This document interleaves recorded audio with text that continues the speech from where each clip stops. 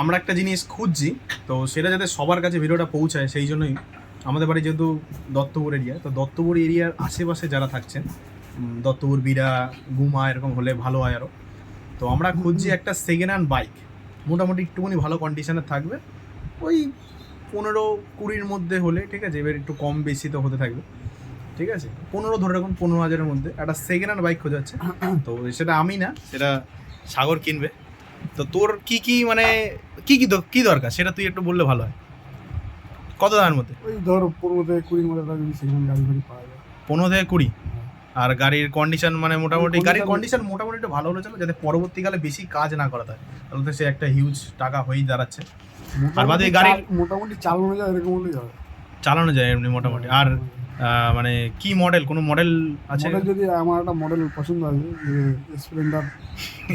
তোর ভাই এটা ঢেকে নে, বল বল বল বল, আরে বল না, বল। আরে কি মানে কোম্পানি, কোন কোম্পানির? আরে কোম্পানিটা বল, এই দেখ, আরে বল না ইয়ার। না না, কোনো প্রথম দেবে না, তুই বল না ভাই, আমার এখানে র ভিডিও হয় ভাই, তুই বল বল। কারেক্ট, তোর মডেলটা বল, টাইম চলে যাচ্ছে। কি মডেলে, মানে এই মডেলটা পেলে তোকে ভালো। হ্যাঁ, প্রথম মডেল আমি বলে দিচ্ছি, প্রথম দেওয়া হবে না, ওর একটা ভিডিওতে একটা জিনিস চলে এসছে, তো ওরা নজর টিকা। আর মডেলটা হচ্ছে স্প্লেন্ডার। স্প্লেন্ডার হলে খুব ভালো হয়, যদি কারোর মানে স্প্লেন্ডার বাইক থেকে সেকেন্ড হ্যান্ড আপনারা বেচবেন ভেবে থাকেন, তো তারাও বলতে পারে।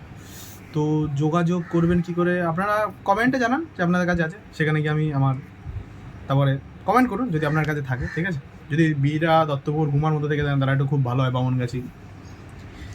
তো ঠিক আছে, দেখুন যদি কারোর কাছে কোনো গাড়ি থাকে আমাকে অবশ্যই জানান কমেন্টে।